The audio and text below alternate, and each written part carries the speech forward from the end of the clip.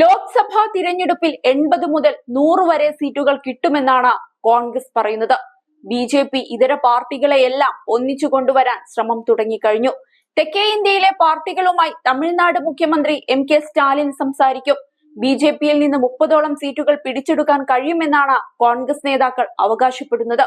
India സഖ്യത്തിലെ എല്ലാ പാർട്ടികളെ ഒരുമിച്ച് നിർത്താനും കൂടുതൽ പാർട്ടികളെ കൂടെ കൊണ്ടുവരാനുമാണ് കോൺഗ്രസ് ശ്രമിക്കുന്നത്. 2014 44 2019 52 സീറ്റുകളിൽ മാത്രമേ കോൺഗ്രസിന് വിജയിക്കാനായുള്ളൂ. പക്ഷേ ഇത്തവണ വലിയ പ്രതീക്ഷയിലാണവർ. കേരളത്തിലും കർണാടകയിലും തെലങ്കാനയിലും തമിഴ്നാട്ടിലുമായി 50 സീറ്റാണ് പാർട്ടി കണക്കുകൂട്ടുന്നത്. ഹരിയാനയിൽ നിന്ന് കിട്ടുന്ന സൂചനകൾ അനുകൂലമാണെന്നും 6-7 സീറ്റുകൾ പാർട്ടി നേടുമെന്നും നേതാക്കൾ അവകാശപ്പെടുന്നുണ്ട്. കഴിഞ്ഞ തവണ 9 സീറ്റുകൾ നേടിയ പഞ്ചാബിലും AAP-യേക്കാൾ കൂടുതൽ സീറ്റ് കോൺഗ്രസിനായിരിക്കുമെന്നാണ് പാർട്ടി കണക്കുകൂട്ടുന്നത്. രാജസ്ഥാൻ, ബീഹാർ, ദില്ലി, UP, മഹാരാഷ്ട്ര എന്നിവിടങ്ങളിലും കോൺഗ്രസ് നേട്ടം പ്രതീക്ഷിക്കുന്നുണ്ട്.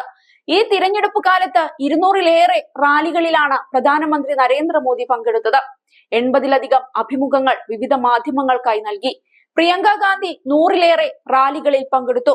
വാശിയേറിയ തിരഞ്ഞെടുപ്പ് പ്രചരണത്തിനാണ് തിരശീല വീണിരിക്കുന്നത്. 7 ഘട്ടങ്ങളായുള്ള തിരഞ്ഞെടുപ്പിന്റെ അവസാന ഘട്ടമാണ് ശനിയാഴ്ച നടക്കുക. പ്രധാനമന്ത്രി നരേന്ദ്രമോദി മത്സരിക്കുന്ന വാരണാസി അടക്കമുള്ള മണ്ഡലങ്ങളാണ് നാളെ വിധി കുറിക്കുക.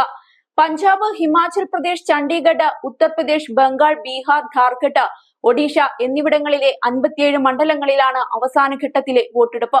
ചൊവ്വാഴ്ച വോട്ടെണ്ണി ഫലം പ്രഖ്യാപിക്കും. അതേസമയം തിരഞ്ഞെടുപ്പിൽ ഇന്ത്യ മുന്നണി വ്യക്തമായ ഭൂരിപക്ഷം നേടുമെന്നും ഫലം പുറത്തുവന്ന് 48 മണിക്കൂറിൽ തന്നെ പ്രധാനമന്ത്രിയെ തിരഞ്ഞെടുക്കുമെന്നുമാണ് കോൺഗ്രസ് ജനറൽ സെക്രട്ടറി ജയറാം രമേശ് പറയുന്നത്. എത്ര സീറ്റുകൾ ലഭിക്കുമെന്ന് പറയുന്നില്ല.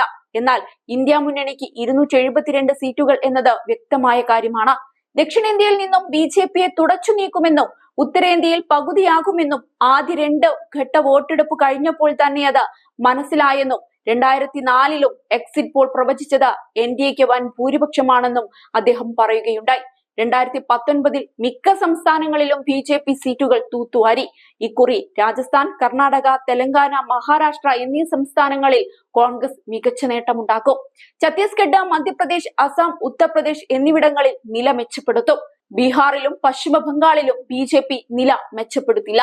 ഇന്ത്യ മുന്നണിയിൽ ഏറ്റവും കൂടുതൽ സീറ്റുകൾ ലഭിക്കുക കോൺഗ്രസിനായിരിക്കുമെന്നും ജയറാം രമേശ് വ്യക്തമാക്കുന്നുണ്ട്. അതിനിടെയാണ് നരേന്ദ്രമോദി കന്യാകുമാരിയിലെ വിവേകാനന്ദ പാറയിൽ ധ്യാനം തുടങ്ങിയത്. നാളെ ഉച്ചകഴിഞ്ഞ് അദ്ദേഹം മടങ്ങും. 3ാം സർക്കാരിന്റെ സത്യപ്രതിജ്ഞാ ചടങ്ങടക്കം പ്ലാൻ ചെയ്യുകയാണ് ബി.ജെ.പി. 400-ലേറെ സീറ്റുകൾ നേടുമെന്നാണ് പ്രചരണ റാലികളിൽ പ്രധാനമന്ത്രി അവകാശപ്പെട്ടത്. കഴിഞ്ഞ കാലങ്ങളിൽ രാഷ്ട്രപതി ഭവനിലായിരുന്നു സത്യപ്രതിജ്ഞാ ചടങ്ങെങ്കിൽ ഇക്കുറി കർത്തവ്യപഥിൽ നടത്താനാണ് നീക്കം.